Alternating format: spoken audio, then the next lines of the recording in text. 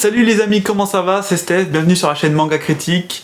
Ça fait plaisir de vous retrouver là en face à face comme ça. Je dois l'avouer, ça fait 2 mois maintenant à peu près que la chaîne est lancée et franchement, je commence à m'habituer, ça m'avait presque un petit peu manqué de vous parler comme ça.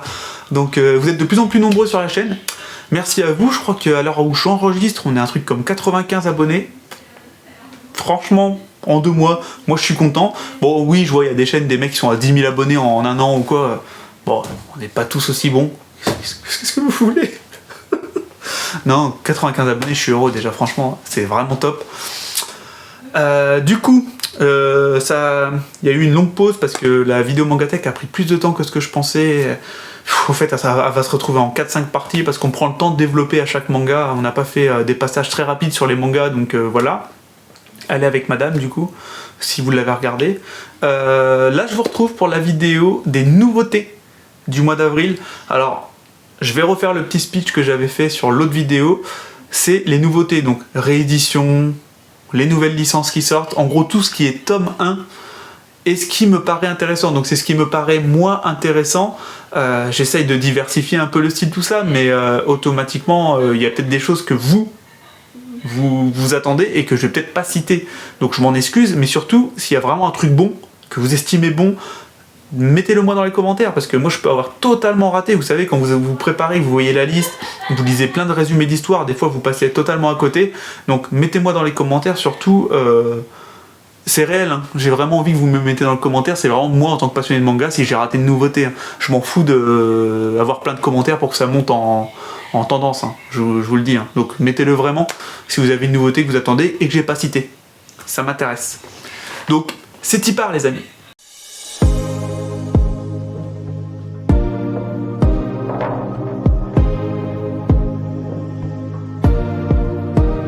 On commence le 6 avril avec un manga sur le judo. All Free, c'est une petite fille passionnée de judo qui se lance dans les combats face aux hommes. Je ne sais que ça, de toute façon il n'y a que ça à dire. C'est en 2 tomes, c'est chez Mangetsu à 7,90€ si je dis pas de bêtises. Vérification. 7,90€, ce qui est un petit peu cher, vous en conviendrez. Mais bon voilà, c'est terminé en 2 tomes, ça fait pas non plus une dépense sur 10 tomes. Donc pourquoi je vous le propose? Je sais que ça paraît pas hyper intéressant comme ça, ou déjà vu la fille qui va vouloir se frotter aux hommes, etc. C'est parce que sincèrement, j'ai à peu près au même âge que la petite fille dans le manga, fait beaucoup de judo aussi. J'en ai fait 6 ou 7 ans. Et petite anecdote, ne me jugez pas s'il vous plaît.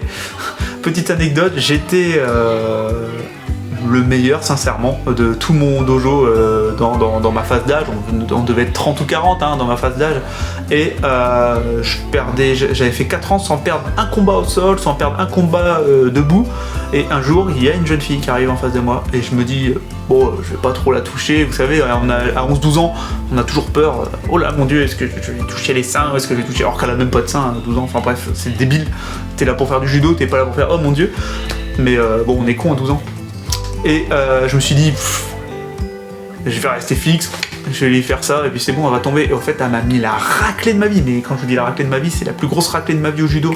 Je me relevais, je partais en l'air, je me rappelle avoir vu mes pieds en l'air, pour vous dire à quel point elle m'a mis la raclée de ouf. Elle m'avait cassé le moral. Et j'ai appris que c'était la fille du prof.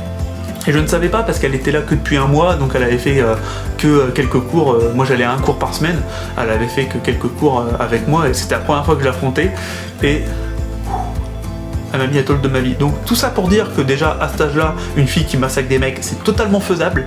Il suffit qu'elle ait plus de détermination, qu'elle rentre dans l'art et qu'elle ait plus de technique. Elle, c'était la fille du prof, donc il devait l'entraîner à fond tous les jours à mon avis, et elle m'a défoncé. Et surtout, automatiquement, du coup, ce petit manga m'intéresse, j'ai bien envie, et ça me rappelle des souvenirs, j'ai bien envie de le lire. Donc peut-être que ça vous intéressera pas, mais bon, voilà, du coup, moi si. Ensuite, le 6 avril aussi, on a Ghost Girl qui sort, c'est chez Delcourt Tonkam. Il y a 4 tomes en cours au Japon, si je ne dis pas de bêtises, et il coûte 7,99€. Un petit peu cher. Donc on va suivre Chloé, qui est une actrice ratée. Elle a un pouvoir, elle ne sait pas, en fait, elle a des facilités avec les forces occultes et elle voit des fantômes, etc. Et elle ne le sait pas. Et du coup, il y a beaucoup de fantômes qui gravitent autour d'eux. Un jour, il y a un mec qui fait son apparition qui s'appelle Kai, qui est là pour chasser ces fantômes et emmener tout le beau monde aux enfers. Et C'est tout ce que je sais du synopsis. J'ai lu 2 synopsis, c'était à peu près la même chose et ça dit que ça. Je me suis dit ouais, c'est du déjà vu, c'est du classique, mais j'ai été emballé par les couvertures, par le style du dessin. Je sais pas encore si je vais vraiment l'acheter ça, mais voilà, j'étais emballé par ça et des fois, vous savez, il suffit de peu pour se dire tiens, ça je vais essayer. En magasin, les couvertures, tout ça, ça marche bien parfois, donc voilà, victime du commercial, du commerce encore, désolé. Le 6 avril aussi, donc tout sort le 6 avril, on a l'impression. Le 6 avril aussi, là je pense que c'est la plus grosse sortie du mois d'avril, c'est Sakamoto Days, qui sort aux éditions Glénat. Pour ceux qui ne savent pas, Sakamoto Days, c'est, je sais pas si on peut dire la nouvelle bombe du Shonen Jump, mais sincèrement je pense que dans les nouveautés du Shonen Jump, c'est celui qui se classe le plus haut souvent dans le classement. Il est souvent dans les 5, 6, 7 premiers depuis qu'il est sorti. Il y a, je crois, 6 tomes en cours au Japon. C'est bien ça, 6 tomes en cours au Japon, et Glénat sort 2 tomes directement, ce qui est plutôt cool pour pouvoir enchaîner. Alors Sakamoto Days, ça raconte quoi? C'est Sakamoto, on va suivre Sakamoto qui est un ancien assassin, c'était le meilleur des meilleurs. Un jour il tombe amoureux d'une femme, et il se range.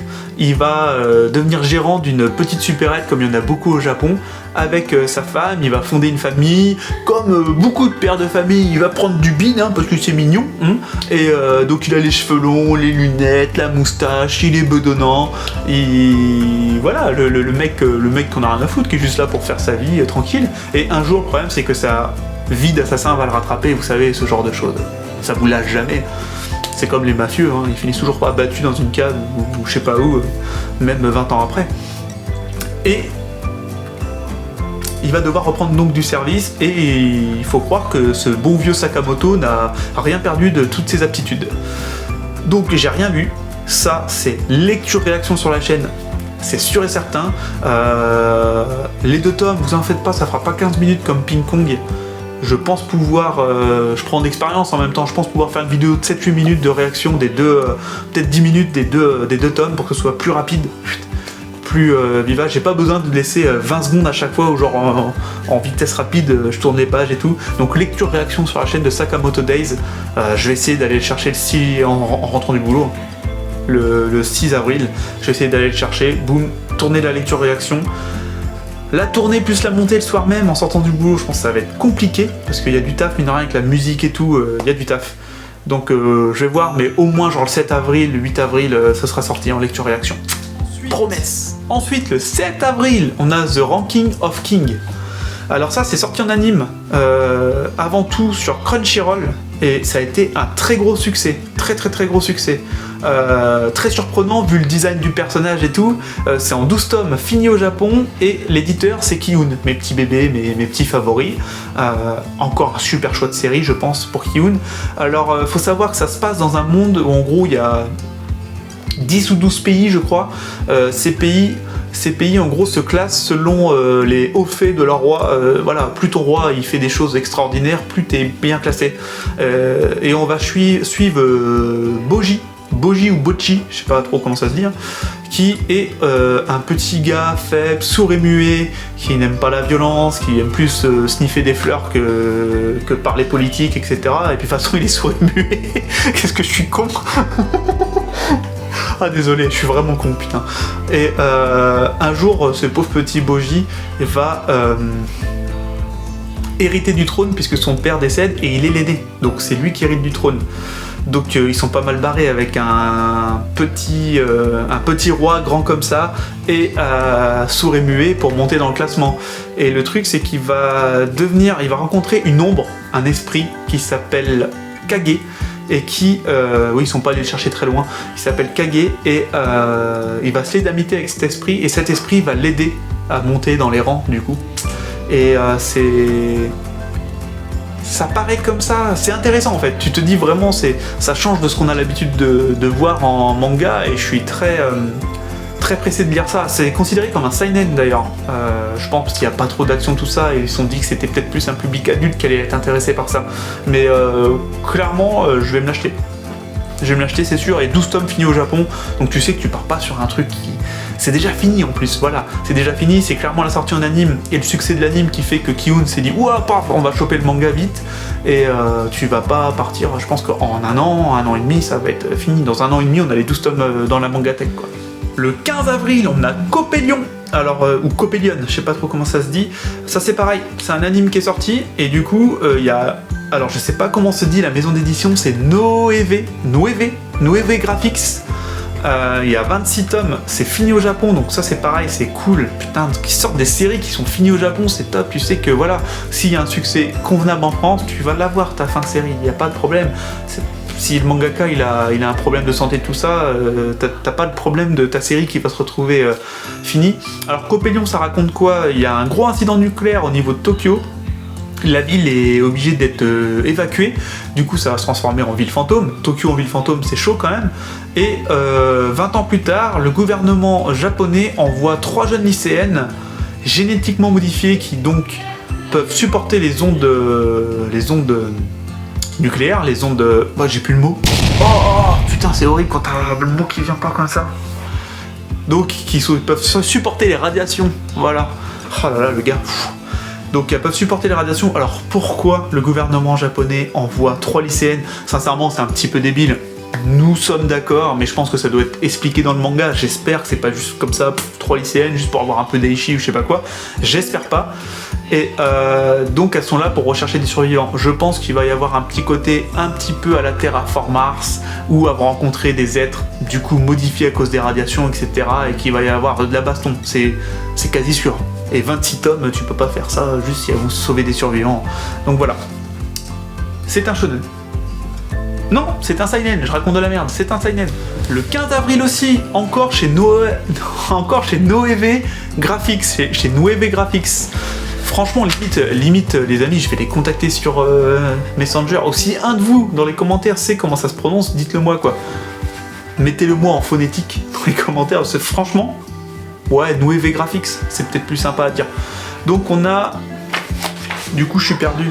Donc on a Ozuki, le stoïque qui sort. Chose importante, je l'ai pas dit, Noévé Graphics, pour le premier tome, le sort à 3,95€. C'est genre prix découverte, 3,95€ pour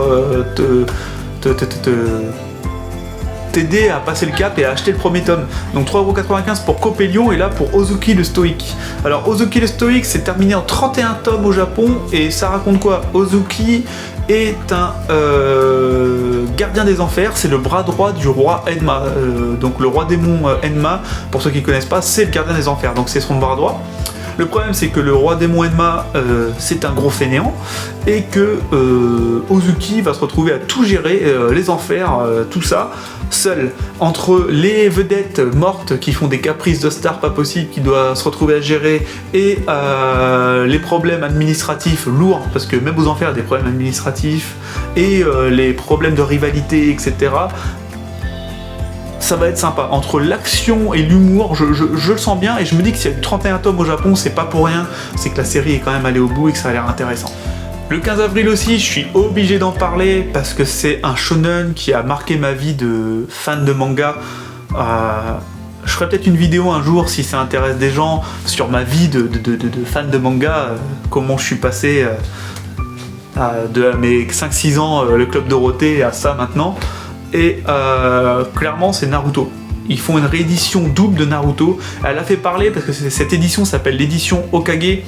Elle a une fresque sur la tranche qui est pas très belle, pas très recherchée. C'est vrai que ça fout un petit peu la haine. Tu te dis c'est Naruto, ils sont sûrs de faire des ventes pas possibles avec Naruto. Ils pourraient se permettre de faire, quand tu sais que tu as une licence que c'est du lourd, tu peux te permettre de faire des trucs, je sais pas, Demon Slayer par exemple, qui se vend comme des petits pains. Si après, quand la série est terminée, ils décident de faire une édition double ou je ne sais quoi, ils peuvent se faire plaisir à mort, ça va se vendre aussi. Donc voilà, ça fout un petit peu la haine, mais à savoir que Kana n'y est pour rien, parce que c'est pas eux qui choisissent de... Voilà, ça c'est l'édition qui est sortie au Japon comme ça, et ils ont très peu de manœuvres pour changer les choses, donc Kana n'y est pour rien. Kana a juste décidé que ok, on va suivre le Japon, on achète le droit de ressortir ça en édition double. Donc vous acharnez pas sur Kana, vous acharnez pas sur une maison d'édition quand c'est vraiment l'esthétisme du manga. En général, ils y peuvent pas grand chose. Mais voilà, je me perds comme d'habitude. Donc Naruto édition Hokage, édition double à 15€ chez Kana, ça change pas. je vais être obligé de le faire. Je les ai pas en manga, c'est un anime qui m'a marqué, un shonen qui m'a profondément marqué. Je les avais jamais achetés, je suis obligé de les faire. Ensuite, le 20 avril, alors là, c'est spécial, le 20 avril ressort Soul Keeper. J'en avais parlé sur l'autre vidéo des nouveautés mois de mars, ça a été repoussé. Donc je vais en parler très vite fait.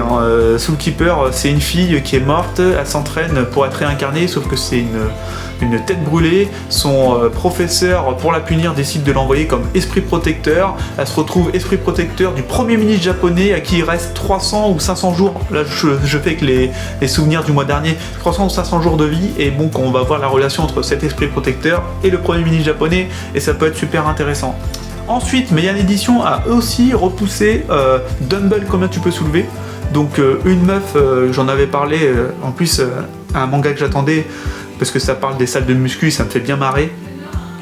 Tous les clichés qu'il y a à faire dans les salles de muscu, c'est une meuf qui se met au sport et qui rentre dans une salle de muscu, et donc il y a plein de clichés sur les salles de muscu, tout ça à faire, et c'est plutôt bien dessiné. Je vais pas vous remettre des images et tout, parce que c'est vraiment... ça m'emmerde de refaire 2 fois la même chose, vous voyez. Faut que je prenne du plaisir aussi. Et The One, qui est un manga sur le mannequinat, et qui était mon petit coup de cœur des sorties mois de mars, que j'attendais vraiment à cause des dessins, etc., que je trouve très joli, très beau. Et j'ai dit que j'allais pas remettre d'image, mais je vais le faire quand même. Et donc voilà, ça c'est pour la fin du mois, ils sont prévus pour le 30 avril. Il y a beaucoup de entre-deux qui sortent, j'ai pas osé les mettre, il y en a peut-être 1 ou 2 qui pouvaient m'intéresser, mais je pense pas que je vais les acheter. Il y a beaucoup de yaoi et surtout de Yuri. Il y avait un Yuri qui m'intéressait un petit peu, mais bon, je pense pas que je vais l'acheter. Et voilà. Donc c'est fini pour cette petite nouveauté du mois d'avril. J'espère que ça vous aura plu. Si ça vous a plu, abonnez-vous, parce que ça fait plaisir quand vous vous abonnez. Moi, pour l'instant, je vous avoue, comme je suis au début de YouTube, je regarde même pas vraiment le nombre de vues que je fais. Je regarde juste le nombre de vues pour savoir ce qui plaît ou ce qui plaît pas sur YouTube. Et c'est surtout le nombre d'abonnés. À chaque fois que j'ai un abonné, c'est la petite émotion tous les jours. Je fais quand je vais sur ma chaîne, parce que YouTube, faut savoir qu'on reçoit pas beaucoup de notifications, un tel s'est abonné, un tel s'est abonné, on en reçoit une de temps en temps, et la majorité du temps on en reçoit pas, je sais même pas pourquoi, et tu vas sur ta chaîne et tu vois, là, 95 abonnés, quel plaisir. Merci à Ed si t'es venu regarder cette vidéo, et si tu l'as regardé, j'aurais dû te dire merci au début de la vidéo, sincèrement. Merci de m'avoir fait un petit moment pub dans ta FAQ, franchement. Je t'ai juste posé une question pour ta FAQ et t'as pris ton temps, tu t'es embêté même à m'incorporer et tout dans ta vidéo. Merci pour ce petit moment pub, parce que je te jure que j'ai gagné 5 ou 6 abonnés en 4 heures, 5 heures. Ce qui est énorme pour moi, ce qui est énorme, donc un grand merci à toi, Ed. Franchement, c'était super sympa. Bisous, tu le mérites. Donc merci à vous d'avoir été avec moi jusqu'ici, et j'espère que ça vous a plu. Je me répète. Et le plus important, les amis, bisous.